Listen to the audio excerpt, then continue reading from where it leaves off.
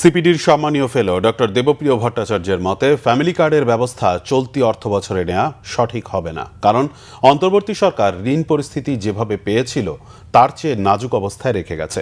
ঋণের কিস্তি পরিশোধে বিদেশি ঋণের চাপ সামনে আরও বাড়বে, যা বিএনপি সরকারের জন্য বড় চ্যালেঞ্জ তৈরি করবে। গোলাম মইনুল হাসানের রিপোর্ট।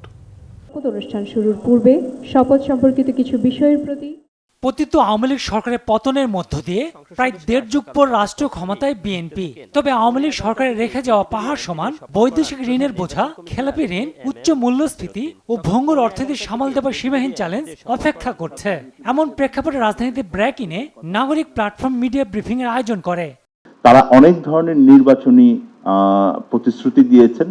আমরা মনে করি যে সেটাকে ধাপে ধাপে বাস্তবায়নের দিকে আগানো উচিত, একবারে প্রথমেই সবগুলোর ব্যাপারে না যাওয়া, কারণ আর্থিক সক্ষমতা একটা বড় চ্যালেঞ্জ হবে। বৈদেশিক চুক্তি শুধু মার্কিন যুক্তরাষ্ট্রের সাথে হয়নি, শুধুমাত্র আমাদের বন্দর দিয়ে দেওয়ার জন্য হয়নি, আরো অন্যান্য ক্ষেত্রেও হয়েছে যেগুলি হয়তো আমরা এখনো অবহিত না। সেহেতু এই সমস্ত বৈদেশিক চুক্তিগুলোকেও আবার পুনর্বিবেচনা করা উচিত, যাতে নতুন সরকারের কাছে এর কি ধরনের দায় দায়িত্ব বর্তায়।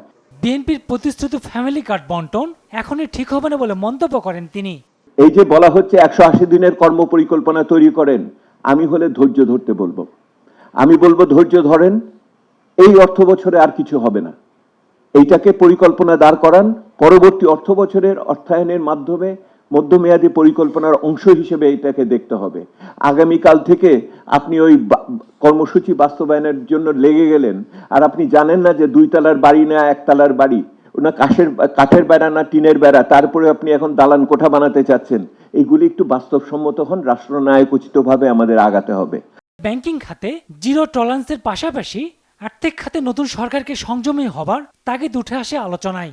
এই সরকারের যদি সুশাসন প্রতিষ্ঠা করতে হয়, পুনরুদ্ধার করতে হয়, তাহলে ব্যাংকিং সেক্টরে অবশ্যই জিরো টলারেন্স যে কোনো ধরনের অনিয়মের এটা করতে হবে। গোলাম মইনুল হাসান, বাংলা ভিশন, ঢাকা।